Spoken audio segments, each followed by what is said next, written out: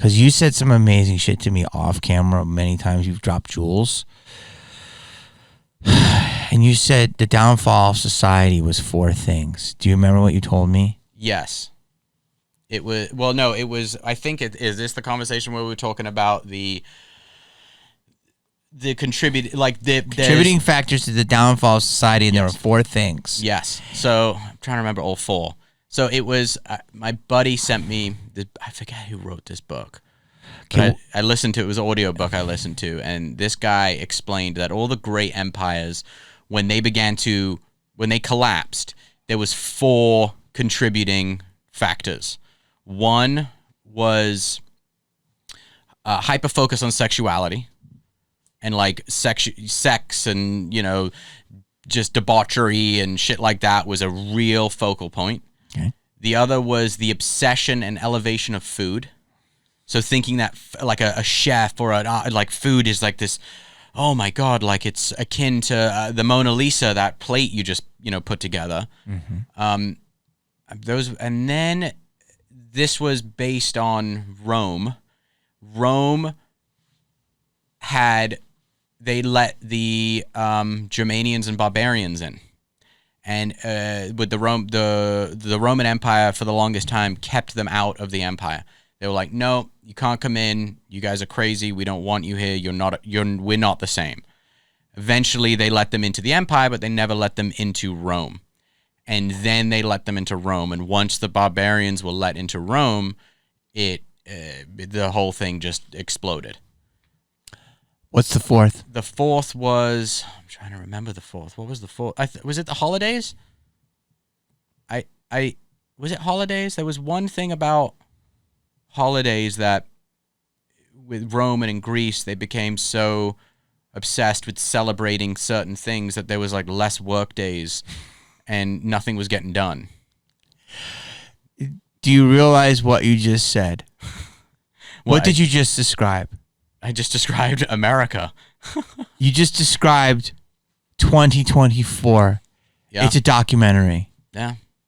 We're more Sodom and Gomorrah than ever. And you're talking about 2 guys that we've enjoyed life. Mm-hmm. And we're both like, whoa, this is a lot. Yeah. We're more hedonistic than ever. Like, sex is literally like, there's no cutesiness with it anymore. It's highly graphic and in our face. Okay. The migrant crisis. Yeah, all over the world. There's the shifting of populations all over the world. The Aurora, Colorado thing. What was it? Oh, is this the gang? Yeah. I only just heard about this. Really? Yeah. How do I know about this for a month? I haven't been reading the news. I stopped reading the news. It's all over TikTok, bro.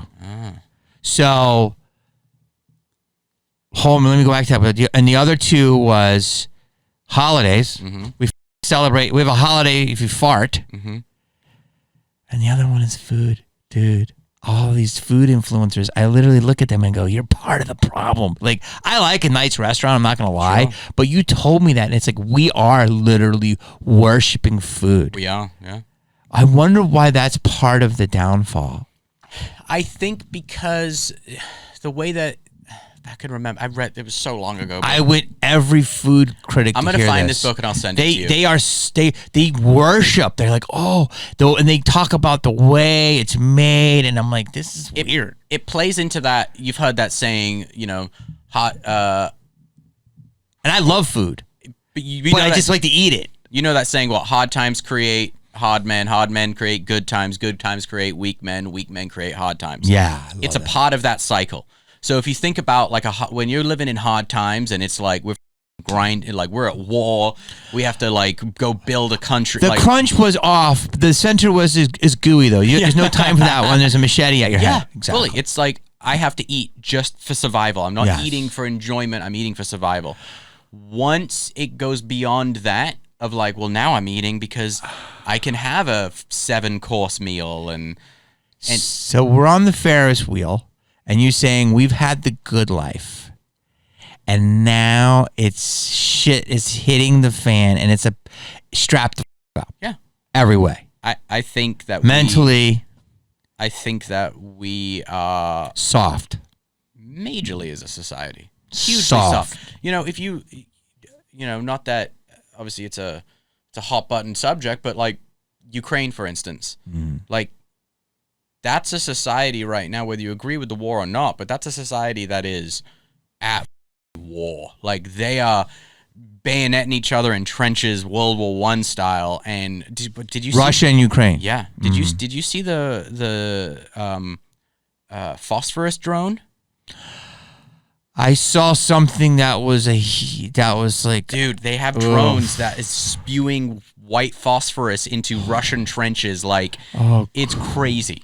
But America's not prepared for something like that. No. Like, if shit were to go, pop in the night, our population's not ready for that.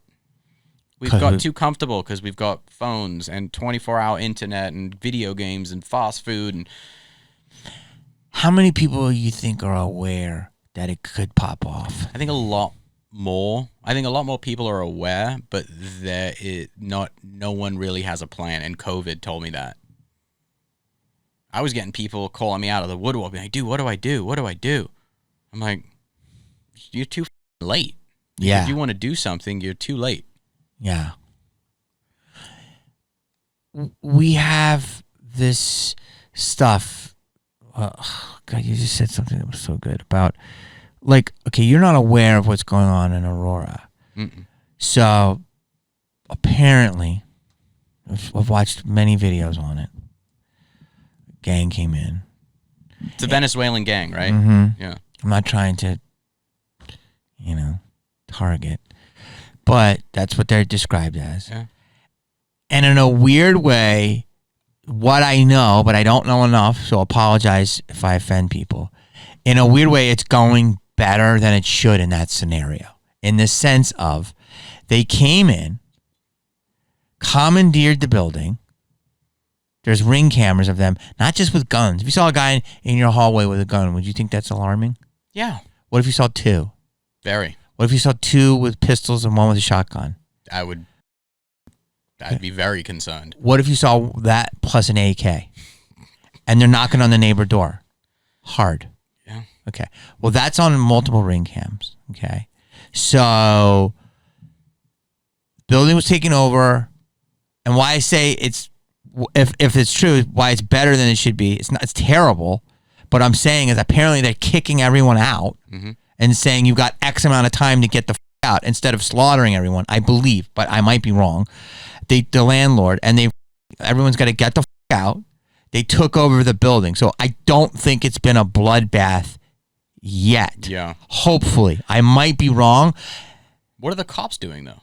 Okay. Apparently, the cops were alerted.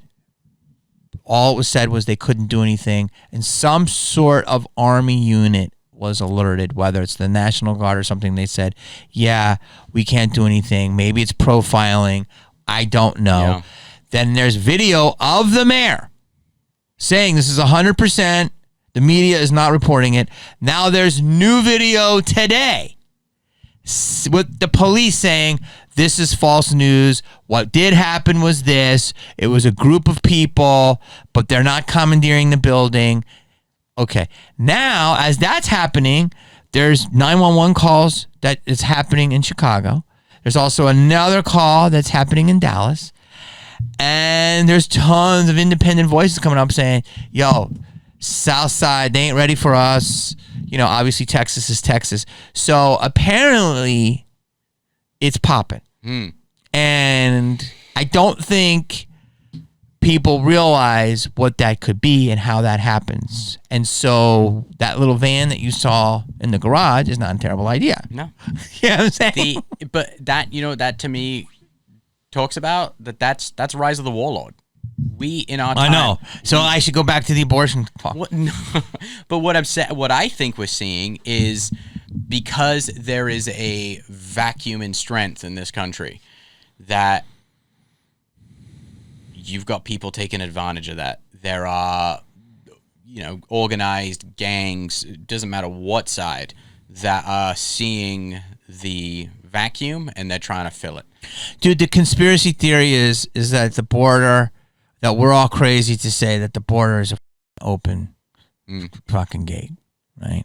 Which is kind of crazy because there was somebody I was in Diego the other day, and the border was like, they pulled over like a Dodge Dart, like some car, and I'm like, there was like 5 cars on it, and it didn't look that crazy. But then I'm like, you see people running in Eagle Pass, like just literally walking over it. Yeah. So it looked like it was strict in San Diego, but maybe not, and other places.